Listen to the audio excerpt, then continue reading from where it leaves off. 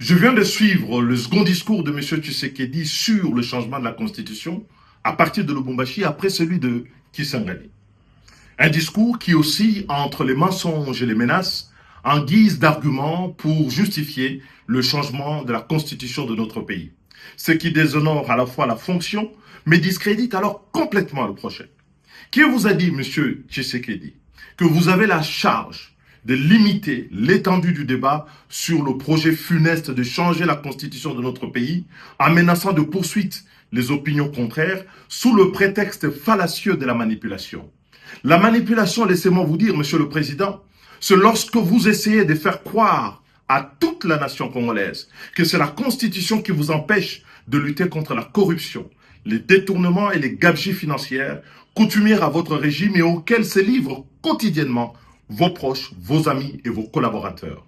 La manipulation, Monsieur le Président de la République, c'est lorsque vous essayez de faire croire que c'est la Constitution qui vous empêche d'améliorer la condition sociale des Congolais, accroître leur pouvoir d'achat, créer des emplois pour les jeunes, donner de l'eau, de l'électricité, construire les routes, les hôpitaux, les écoles de qualité pour tous les Congolais.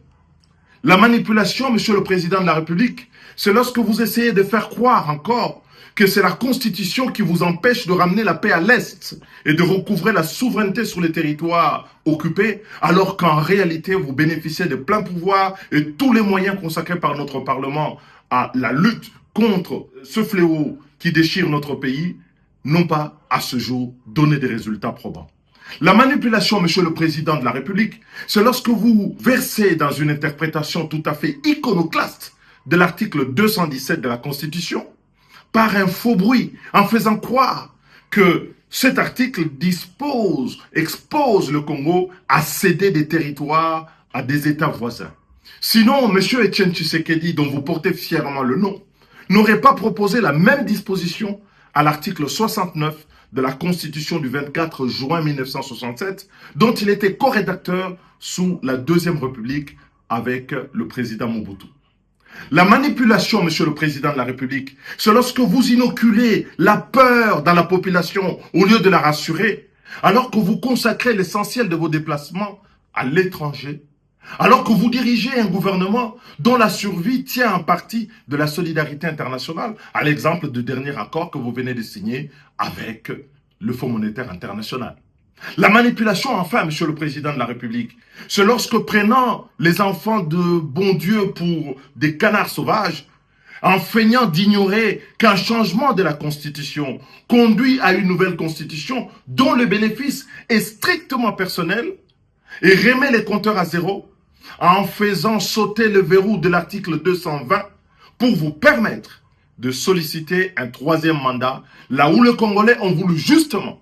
que plus personne ne puisse exercer plus de 2 mandats à la tête de notre pays. La manipulation, c'est ce bénéfice personnel que vous recherchez et contre lequel tous les défenseurs de la Constitution se battent,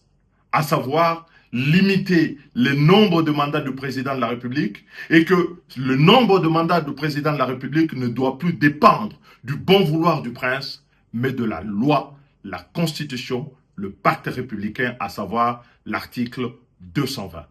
Les menaces, les mensonges ne feront reculer nullement le peuple congolais et vous aurez au devant de vous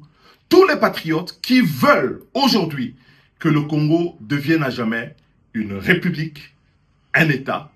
au service de l'intérêt général.